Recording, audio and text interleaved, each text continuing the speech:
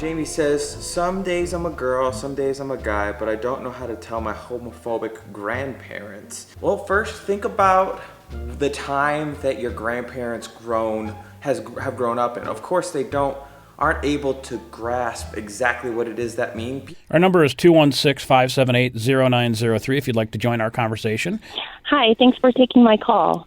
I was wondering if Dr. D'Amour could speak to gender fluidity amongst teenage girls and also girls wanting to identify as a boy, and whether or not they're transgender, or if they're trying to maybe,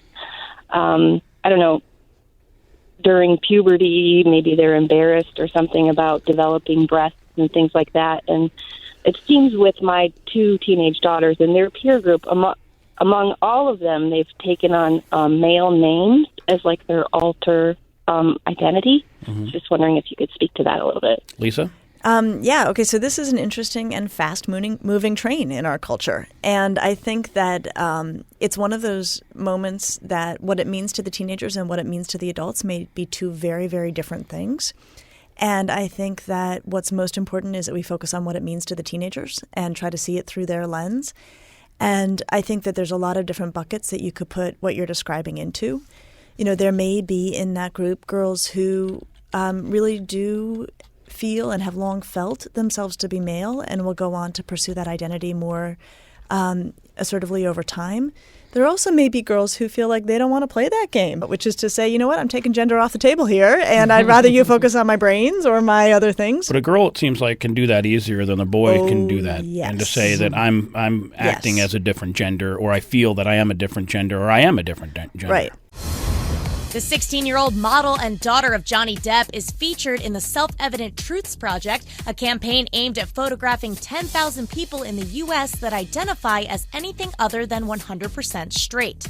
On Sunday, the project's creator, artist Io Tillett-Wright, posted this photo with Lily Rose with the caption, "I'm so proud of my baby girl, Lily Rose Depp. She decided she wanted to be in the Self-Evident Project because she falls somewhere on the vast spectrum." The photogenic teenager also posed with two friends wearing a t-shirt bearing the slogan, "We are you." Why do I do that? Why do I feel the need to do that? The way that I feel and the way that I am sexually attracted to people has nothing to do with gender. So by definition, that would make me a pansexual. So that's the only reason why I identify as that and tell people that I'm a pansexual. Now, what if I told you that sexuality doesn't exist? How would you feel if I just said you have preference? You have preference that can change from day to day, week to week, month to month, year to year. You might consider, as an example, you might be a girl and you've always considered yourself straight. You've always been attracted to boys and you've always had boyfriends and you've never even had any sexual thoughts about girls whatsoever. But then one day a magnificent woman comes into your life and you're just completely swept off your feet and you start questioning yourself and you're like, well, maybe I'm not straight, maybe I'm bisexual, maybe I'm gay, maybe I'm pansexual, I don't even know what I am. I'm having this massive crisis because I've always thought that I'm straight, but I'm lusting over a woman. Sexuality is fluid. What do I mean by that? I mean, it can change at the drop of a hat. It can change from person to person. Hi, I'm Sarah. I'm 18, just graduated high school. This is more, I guess, how I discovered my sexuality. Junior year, I was in a photo class, and I met this girl named Maeve, who was just a really cool girl. She was a year ahead of me. She was creative. She was artistic. We had a lot in common, and we quickly became best friends. So we got really close, and one night at a sleepover, like she was sleeping over, just hanging out, and I kissed her. At that point, I did know she was bisexual. I don't really think that matters. I probably would have kissed her eventually anyway. And it was like, okay, well, that's just a girl kiss. It doesn't matter. Except that I couldn't stop thinking about her. And we kissed again. And I was really confused. I'd spent several months thinking, like, maybe this is just a phase. Or maybe this is just her. And then I fell in love with her. and we were together for 9 months. She's by far my longest and has been my most serious relationship.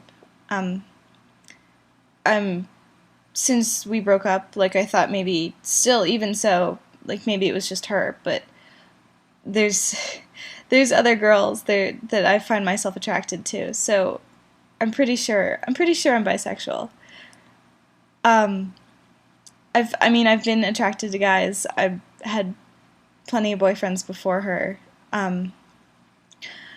But recently, I don't know, I'm going through, I guess, another phase of confusion of who I am, or who am I. I just haven't been as attracted to guys as I am to girls. Like, usually it's about equal, like, oh, that's a really cute guy, or, oh, that girl's really pretty, or something like that. But recently, the guys, I haven't found anybody I've been interested in at all, like, even remotely. And there have been a couple girls that I have been interested in. And I don't know, does sexuality change like that? I mean, looking back on my life and thinking, like, about my childhood, I can totally see that I have been, like, there's clues. I've heard that other people say that, and there were definitely clues. But does it happen that you just, like, get turned off to guys?